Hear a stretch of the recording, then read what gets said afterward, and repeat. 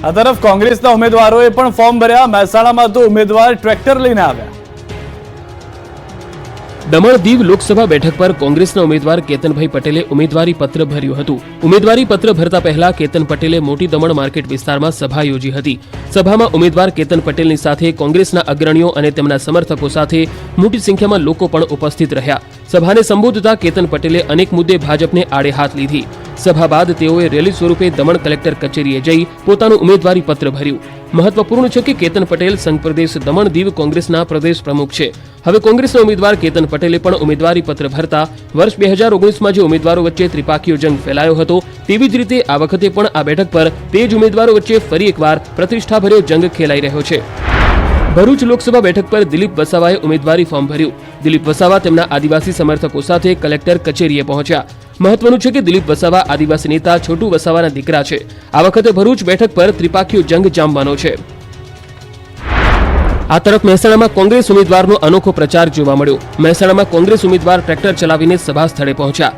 રામજી ઠાકોરે ઉમેદવારી નોંધાવતા પહેલા રેલી યોજીને સભા સંબોધી। પોતાના વતન તળેટી ગામથી મહેસાણા સુધી ટ્રેક્ટર ચલાવીને રેલી યોજી અને હીરાનગર ચોકમાં સભા સંબોધી। ઉમેદવારો અલગ અલગ રીતે મતદારોને રીઝવવા પ્રયાસ કરી રહ્યા છે।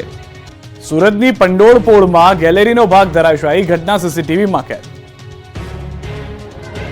સુરતના નાણાવટ પંડોળ વિસ્તારમાં ચોથા માળની ગેલેરીનો ભાગ ધરાશાયી થતા અફરાતફરીનો માહોલ સર્જાયો। પોળની સાંકડી ગલીમાં ચોથા માળની ગેલેરીનો ભાગ અચાનક જ ધરાશાયી થઈ ગયો। આ દુર્ઘટનામાં એક સગીરા ગેલેરીના કાટમાળ સાથે નીચે પટકાઈ હતી અને સાયકલ લઈને રમતી એક નાની બાળકીને ઈજા પહોંચી હતી। ગેલેરીનો ભાગ પડવાની ઘટના સીસીટીવીમાં કેદ થઈ। દ્રશ્યોમાં જોઈ શકાય છે કે ગલીમાં લોકો આમથી તેમ ફરી રહ્યા છે। બધું બરાબર ચાલી રહ્યું છે અને અચાનક જ ગેલેરીનો ભાગ ધરાશાયી થતા આસપાસના લોકોમાં નાસભાગ મચી જાય છે। આ દુર્ઘટના બાદ ફાયરની ટીમનો કાફલો ઘટના સ્થળે દોડી આવ્યો। મહત્વનું છે કે 25 વર્ષ જૂના 4 માળના મકાનની ગેલેરી ધરાશાયી થઈ હતી। કલોલ નજીક કેમિકલની ફેક્ટરીમાં લાગી ભીષણ આગ, 2 કિલોમીટર સુધી ધુમાડાના ગોટા દેખાયા। કેમિકલની ફેક્ટરીમાં આગથી અફરાતફરી મચી ગઈ। કડીના રાજપુર હાઈવે ઉપર આવેલી રેસીપોલ નામની કેમિકલ ફેક્ટરીમાં એકાએક આગ ભભૂકી ઉઠી। કેમિકલ ફેક્ટરીમાં અચાનક જ આગ લાગતા અફરાતફરીનો માહોલ સર્જાયો। કેમિકલ ફેક્ટરીમાં લાગેલી આગને કારણે કેમિકલ ભરેલા ગેરબા ફાટ્યા, જેના કારણે ધડાકા ભડાકા પણ દૂર સુધી સંભળાતા આસપાસના લોકોમાં ભયનો માહોલ સર્જાયો। આગ એટલી વિકરાળ હતી કે ધુમાડાના ગોટે ગોટા ઉડ્યા। ખૂબ જ દૂર સુધી આગની જ્વાળાઓ દેખાતી હતી। દ્રશ્યોમાં જોઈ શકાય છે કે ફેક્ટરીમાં ભીષણ આગ લાગેલી છે, આગની જ્વાળાઓ ફેલાઈ રહી છે અને આકાશમાં ધુમાડાના ગોટે ગોટા ઉડી રહ્યા છે। જ્વલનશીલ કેમિકલના બેરલને કારણે આગ વધુ ભભૂકી ઉઠી અને બેરલમાં રહેલ કેમિકલમાં બ્લાસ્ટ થયા હતા। આગ લાગવાની જાણ થતાં જ કલોલ, કડી, માણસા, મહેસાણા સહિતના ફાયર બ્રિગેડની ટીમે ઘટના સ્થળ પહોંચી ગઈ। ફેક્ટરીઓમાં ન પ્રસરે આગ તે માટે અહીં મહેસાણા, કલોલ, ગાંધીનગરની સાથોસાથ ઓએનજીસીની ફાયરની ટીમો પણ કામે લાગી હતી।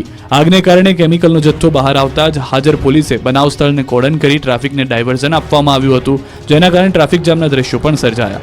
આફતની આગ એટલી વિકરાળ હતી કે ફાયરની ટીમને આગ પર કાબુ મેળવવામાં કલાકો લાગી ગઈ। આખરે ભારે જહેમત બાદ આગ પર કાબુ મેળવાયો હતો। કાળઝાળ ગરમી વચ્ચે હવામાન વિભાગની મહત્વની આગાહી, 4 દિવસ બાદ આખરી ગરમી પડશે। ભીષણ ગરમીમાંથી નહીં મળે રાહત। 4 દિવસ બાદ ગરમીમાં જોરદાર વધારો થશે। દરિયાકાંઠા વિસ્તારોમાં અકળામણ અનુભવાશે। આકાશમાંથી જાણે કે અગનગોળા વરસતા હોય તેવી હાલત છે। દિવસને દિવસે સૂર્યનારાયણ ગરમીના ગિયર બદલી રહ્યા છે। આ દરમિયાન હવામાન વિભાગે આખરી આગાહી કરતા જણાવ્યું કે હમણાં ગરમીમાંથી રાહત નહીં મળે અને આગામી દિવસોમાં 2 થી 3 ડિગ્રી તાપમાન વધી શકે છે। 4 દિવસ બાદ રાજ્યના તાપમાનમાં વધારો થવાની પણ આગાહી કરી। जो सौराष्ट्र एंड कच्छ का कोस्टल रीजन है, इसमें आपका डिस्कम्फर्ट रहेगा due to hot and humid air incursion. હવામાન વિભાગે જણાવ્યું કે વિન્ડ પેટર્ન બદલાઈ છે, જેની અસર તાપમાન પર પણ જોવા મળી રહી છે। દરિયાકાંઠાના વિસ્તારોમાં ગરમ પવન ફૂંકાશે। આ ઉપરાંત દરિયાકાંઠાના વિસ્તારોમાં ભારે ગરમીને કારણે અકળામણ અનુભવાશે। આગામી 7 દિવસ હવામાન સૂકું રહેવાની અને વરસાદની સંભાવનાઓ ન હોવાનું પણ જણાવવામાં આવ્યું।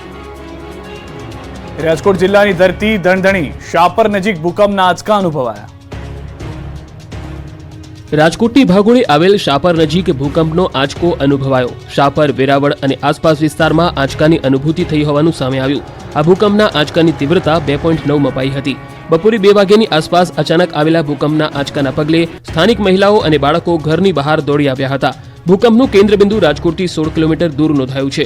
ભૂકંપનો આંચકો પડવલા ઔદ્યોગિક વિસ્તારમાં આવેલા સીસીટીવી કેમેરામાં કેદ થયો, જેમાં જોઈ શકાય છે કે આંચકો અનુભવાતા જ કેમેરામાં ધ્રુજારી આવે છે. ઉલ્લેખનીય છે કે ભૂકંપના આંચકાની તીવ્રતા સામાન્ય હોવાને કારણે કોઈ જાનહાનિ થઈ નથી, પરંતુ બપોરના સમયે આરામ કરી રહેલા નાગરિકોમાં ફફડાટ ફેલાયો હતો. અનેક સ્થળોએ ચોરીને અંજામ આપતી ટોળકીના 2 આરોપી પોલીસ પકડમાં આવ્યા. સુરતમાંથી ઝડપાયા. ઘરફોડ ચોરી કરતી આંતરરાજ્ય ટોળકીના 2 રીઢા ગુનેગારોને સુરત ક્રાઇમ બ્રાન્ચે ઝડપી પાડ્યા. રાજકોટમાં સોના ચાંદી સહિતના ઘરફોડ ચોરીના ગુનામાં કુલ 10 લાખથી વધુના મુદ્દામાલ સાથે આરોપીઓ ઝડપાઈ ગયા. આરોપીઓ મધ્યપ્રદેશના ખારગૌન પોલીસ સ્ટેશનના લૂંટના 3 ગુનામાં ફરાર હતા, તો 2 મહિના પહેલા આરોપીઓએ મહારાષ્ટ્રના ધુલિયામાં પણ ઘરફોડ ચોરીને અંજામ આપ્યો હતો. અલગ અલગ મોડસ ઓપરેન્ડી અપનાવી આરોપીઓ ઘરફોડ ચોરી કરતા હતા. આરોપીઓ મધ્યપ્રદેશના ખારગૌન પોલીસ સ્ટેશનમાં લૂંટના ગુનામાં નાસ્તા ફરતા હતા. બીજી તરફ રાજકોટના ગાંધીગ્રામ પોલીસ સ્ટેશન વિસ્તારમાં એક મકાનમાંથી સોના ચાંદીના ઘરેણાં, લેપટોપ તથા કેમેરા સહિતનો કિંમતી સામાન પણ ઉઠાવી ગયા હતા, જેથી પોલીસને આરોપીઓની શોધ હતી. આ દરમિયાન ગેંગના 2 સભ્યો સુરત વિસ્તારમાં ફરી રહ્યા હોવાની બાતમી સુરત ક્રાઇમ બ્રાન્ચને મળી હતી. પોલીસે આ દિશામાં તપાસ તેજ કરતા ઊન પાટિયા વિસ્તારમાં આવેલા ભીંડી બજાર ખાતેથી બંને આરોપી ઝડપાઈ ગયા. પકડાયેલા આરોપી પાસેથી સોના ચાંદીના દાગીના, લેપટોપ, કેમેરો સહિત 10 લાખ રૂપિયાનો મુદ્દામાલ મળી આવ્યો. પોલીસે આરોપીઓની વધુ કડકાઈથી પૂછપરછ શરૂ કરી હતી. બંને ભેગા મળીને રાજકોટ શહેર ગાંધીગ્રામ પોલીસ સ્ટેશન વિસ્તારમાં એક બંધ મકાનમાં ઘૂસીને ચોરી કરેલી હોવાની કબૂલાત કરી હતી. સુરતમાં નકલી ચીજ વસ્તુઓનો જાણે કે રાફડો ફાટ્યો. હવે ડુપ્લિકેટ તેલ ઝડપાયું. લિંબાયતમાં ડુપ્લિકેટ તેલનો થયો પર્દાફાશ. બ્રાન્ડેડ કંપનીના તેલના ડબ્બામાં ડુપ્લિકેટ તેલના ગોરખ ધંધા ચાલતા હતા. વેપારી એસોસિએશને કરેલી ફરિયાદના આધારે પડાયેલા દરોડામાં આ કૌભાંડ ખુલ્યું. સુરતના લિંબાયત વિસ્તારમાંથી ડુપ્લિકેટ તેલ મળી આવતા હડકંપ મચી ગયો.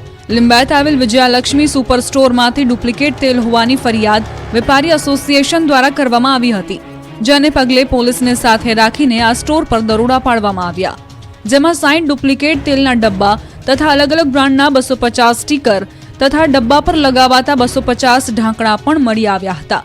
નવાઈ પમાડતી બાબત એ હતી કે ડુપ્લિકેટ તેલનું વેચાણ બ્રાન્ડેડ કંપનીના તેલના ડબ્બામાં કરવામાં આવી રહ્યું હતું.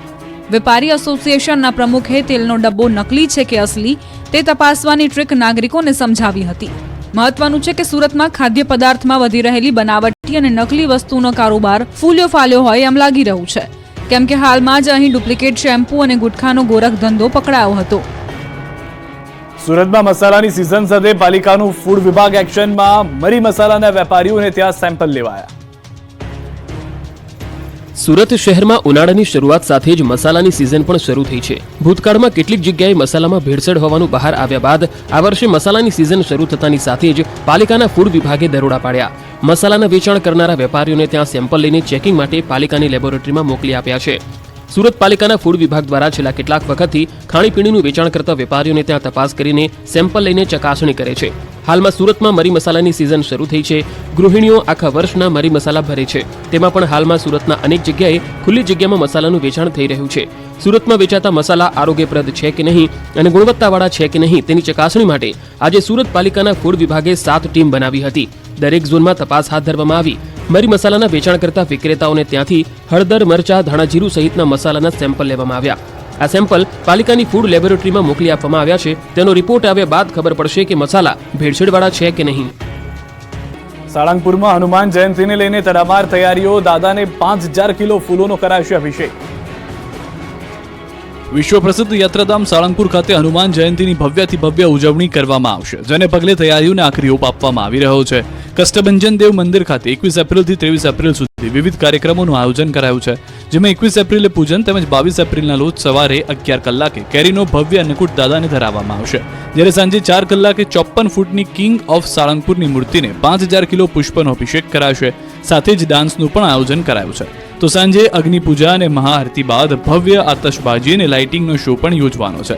જ્યારે 23 એપ્રિલના સવારે 5 કલાકે મંગળા આરતી, સવારે 7 કલાકે મારુતિ યજ્ઞ, કેક કટિંગ, છડી પૂજન, અન્નકૂટ સહિતના વિવિધ કાર્યક્રમો યોજાશે. મહત્વનું છે કે ઉનાળો હોવાથી તડકામાં હરિભક્તોને તકલીફ ના પડે તે માટે છાશ, શરબત, પાણીની પરબ સહિતની વ્યવસ્થા મંદિર વિભાગ દ્વારા કરવામાં આવી છે. દ્વારકામાં ઠાકોરજી અને રૂક્ષ્મણીજીના વિવાહ મહોત્સવ જગત મંદિરથી વાજતે ગાજતે યોજાયો વરઘોડો. ઠાકોરજી અને રૂક્ષ્મણીજીના વિવાહ મહોત્સવનો પ્રારંભ થયો. ઠાકોરજીના વરઘોડાના હૈયે હૈયું દળાય તેવા દ્રશ્યો જોવા મળ્યા. જગત મંદિરેથી વાજતે ગાજતે વરઘોડો નીકળ્યો, જેમાં મોટી સંખ્યામાં શ્રદ્ધાળુઓ ઉપસ્થિત રહ્યા. માધવપુર ઘેડની જેમ જ દેવભૂમિ દ્વારકામાં ભગવાન શ્રી કૃષ્ણ અને રૂક્ષ્મણીજીના વિવાહ મહોત્સવનો ધામધૂમથી પ્રારંભ થયો છે. જગત મંદિરેથી ભગવાન દ્વારકાધીશ અને રૂક્ષ્મણીજીના વામન સ્વરૂપનો વરઘોડો વાજતે ગાજતે નીકળ્યો હતો, જેમાં મહિલાઓ ગરબે ઘૂમતી નજરે પડી હતી. તો રૂક્ષ્મણી મંદિરે 56 ભોગ મનોરથ પણ યોજાયો હતો. જ્યારે આજે રૂક્ષ્મણી મંદિરે ઠાકોરજીના રૂક્ષ્મણીજી સાથે લગ્ન ધામધૂમથી ઉજવાશે. ઉલ્લેખનીય છે કે વર્ષોની પરંપરા મુજબ ઠાકોરજી અને રૂક્ષ્મણી માતાજીના વિવાહ બ્રાહ્મણો દ્વારા શાસ્ત્રોક્ત વિધિ અનુસાર કરવામાં આવે છે. આ પ્રસંગે દ્વારકા સહિત આસપાસના અનેક શ્રદ્ધાળુઓ પણ આ લગ્ન પ્રસંગમાં ઉપસ્થિત રહે છે અને જગતના નાથના દર્શન કરી ધન્યતા અનુભવે છે.